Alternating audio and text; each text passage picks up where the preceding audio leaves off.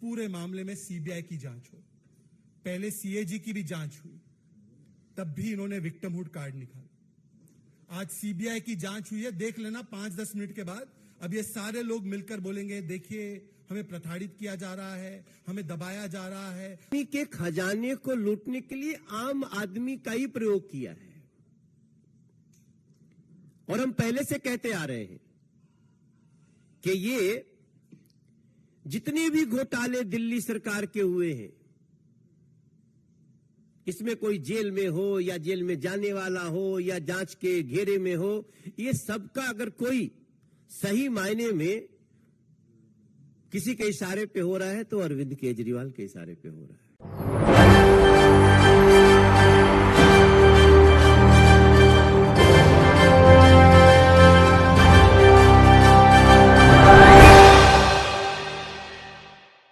दोस्तों, दिल्ली स्तब्ध है और दिल्ली ही नहीं, मुझे लगता है कि सरकारों में और राजनीति में रुचि लेने वाला देश का हर तबका स्तब्ध है। दिल्ली में हुए इस अपराध और भ्रष्टाचार के कांड पर जो अरविंद केजरीवाल के द्वारा किया गया है, भारतीय राजनीति के इतिहास में मैं एक बहुत महत्वपूर्ण बात की तरफ सबको ले जाना चाहता हूं कि भारतीय राजनीति के इतिहास में ऐसी कोई राजनीतिक पार्टी जो अपने अस्तित्व में आने के सबसे कम समय में लूट और भ्रष्टाचार का कीर्तिमान स्थापित कर दिया हो, तो उसमें एकमात्र राजनीतिक पार्टी बन गई है आम आदमी पार्टी, अरविंद केजरीवाल की पार्टी। ये कहते हुए मुझे जरा भी संकोच नहीं है कि आम आदमी के नाम से पार्टी बनाया और आम आदमी के खजाने को ही लूटने का काम किया और लूटते लूटते यहां तक पहुंच गए। ऐसा कभी नहीं हुआ है। आम आदमी के खजाने को लूटने के लिए आम आदमी का ही प्रयोग किया है। और हम पहले से कहते आ रहे हैं कि ये जितने भी घोटाले दिल्ली सरकार के हुए हैं, इसमें कोई जेल में हो या जेल में जाने वाला हो या जांच के घेरे में हो, ये सबका अगर कोई सही मायने में किसी के इशारे पे हो रहा है तो अरविंद केजरीवाल के इशारे पे हो रहा है।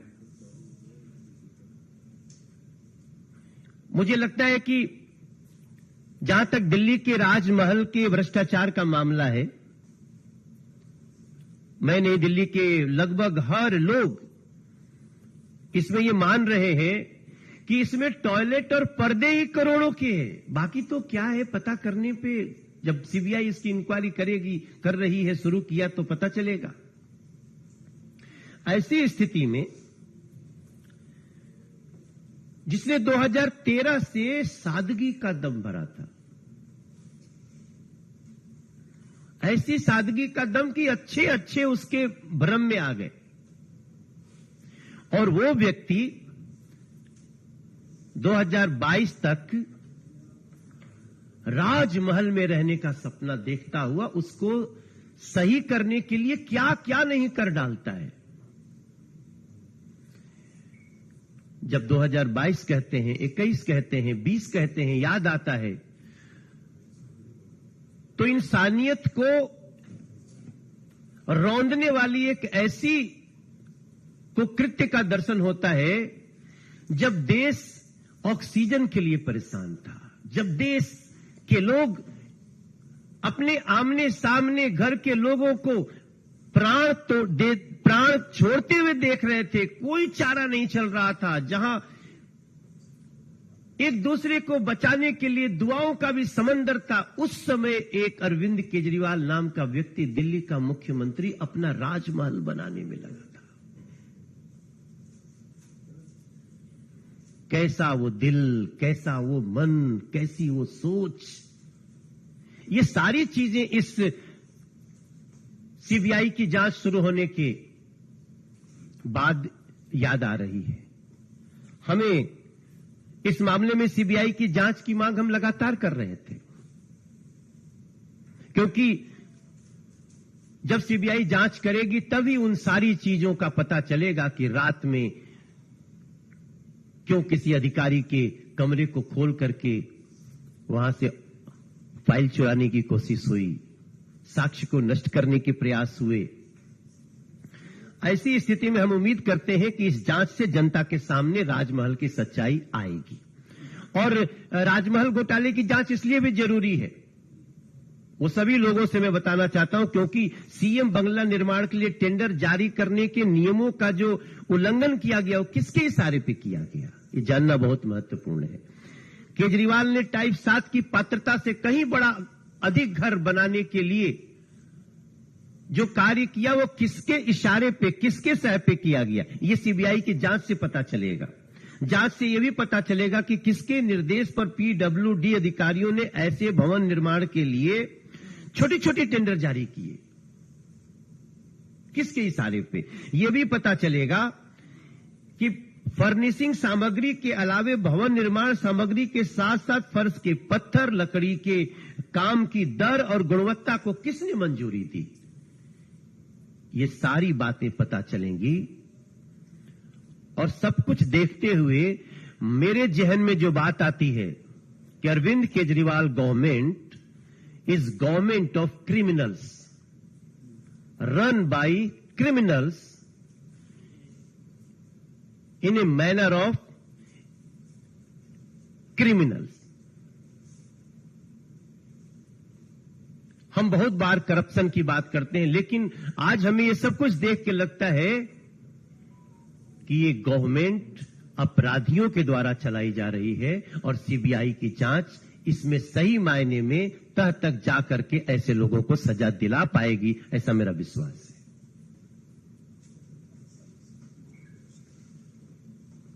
मित्रों, शाहजाद जी भी अपनी बात रखेंगे। माननीय शाहजाद पूनावाला। मित्रों, ये पूरा का पूरा प्रकरण केवल एक घर के रेनोवेशन का नहीं है, बल्कि मानसिकता के रेनोवेशन का है। जिन लोगों ने राजनीति में ये कस्में वादे लेकर आने का काम किया था कि हम छोटे घर में रहेंगे, हम वीवीआईपी सिक्योरिटी नहीं लेंगे, हम छोटी गाड़ी से चलेंगे, हमें तो केवल 2 रूम का घर चाहिए और क्या चाहिए, पैर पसारने की जगह चाहिए। आज उस मानसिकता का ऐसा रेनोवेशन हुआ है कि सुल्तान केजरीवाल एक भ्रष्टाचार का महल बनाते हैं। ये सुल्तान केजरीवाल की कहानी है। और सुल्तान केजरीवाल ने जब दिल्ली की जनता ऑक्सीजन के लिए, दिल्ली की जनता वेंटिलेटर के लिए, दिल्ली की जनता की रसोइयां बंद थी, जब दिल्ली के लोग त्राहिमाम कर रहे थे कोविड के काल में, तब सुल्तान केजरीवाल ने एक फतवा जारी किया कि मेरा भ्रष्टाचार का बड़ा महल बनेगा। और उस फतवे के बाद किस प्रकार से वियतनाम से फ्लोरिंग आई, करोड़ों रुपए की। पीडब्ल्यूडी का आप देख लीजिए, किसी के भी घर पे ज्यादा से ज्यादा अगर लगता है तो मकराना मार्बल, और वो भी हाई क्वालिटी का मार्बल होता है, राजस्थान से आता है मकराना। पर मकराना मार्बल ताजमहल में तो लग सकता है, सुल्तान केजरीवाल के भ्रष्टाचार के महल में मकराना मार्बल लगेगा। उन्होंने कहा वियतनाम का सफेद मार्बल आएगा। हमारे घर में पर्दे लगते हैं, 200, 300, 400 रुपए के पर्दे लगते हैं, 500 रुपए का मैक्सिमम, 1000 रुपए का बहुत बड़ा हो गया तो। यहां पर 8-8 लाख का एक पर्दा, 8 लाख रुपीस का पर्दा। हमारे घर में टॉयलेट भी होता है, 200-300 रुपए की टॉयलेट की सीट आती है। यहां पर 4 लाख रुपए की एक टॉयलेट की सीट, 4 लाख रुपए का कमोड। कल्पना कीजिए, 60 लाख रुपए खर्च किए गए रसोइयां बनाने में, और एक नहीं अनेक रसोइयां बन रही थी। 4-5 सदस्य हैं उनके घर में, 15 टॉयलेट बने, 15 टॉयलेट, 4-5 लोगों के बीच के लिए 15 टॉयलेट, और हर टॉयलेट में पाउडर रूम भी बना है। अब सोचिए पाउडर रूम क्या होता है।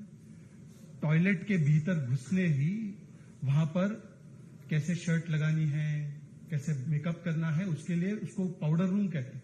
तो 15 पाउडर रूम भी बने, उसके ऊपर 15 लाख खर्च हुआ।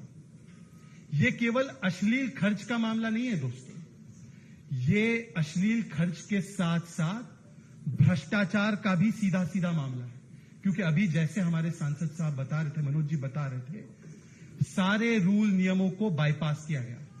आपको पता होगा, कई मीडिया के लोगों ने स्टोरी भी की है और इसी मंच से वो स्टोरी हमने उस पर पीसी भी की है, हमारे अलग अलग नेताओं ने दिल्ली के, कि हर खर्च को 10 करोड़ के नीचे रखा गया। 9,99,999 रुपए रखा गया, ताकि 10 करोड़ पार होते ही जो प्रक्रिया आती उसमें वो प्रक्रिया से बचा जा सके।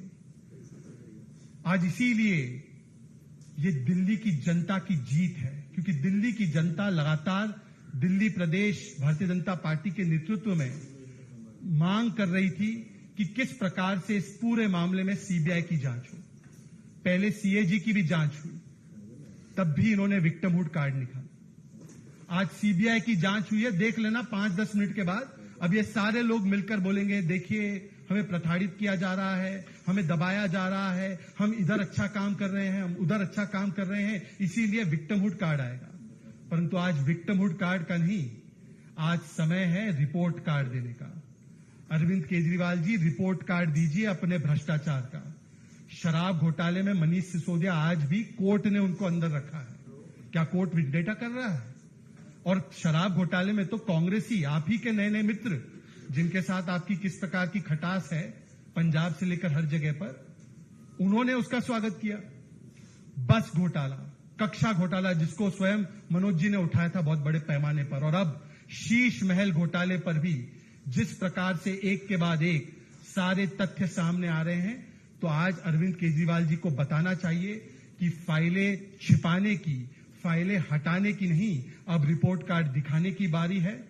और आज दिल्ली की जनता सब एक स्वर में इसका स्वागत कर रहे हैं कि इसमें सीबीआई की जांच की शुरुआत हुई है। इस पूरे प्रकरण का सरगना सुल्तान केजरीवाल है। उनके भ्रष्टाचार के महल में जिसने भी लूट खसोट की है, उनको जवाबदेही दे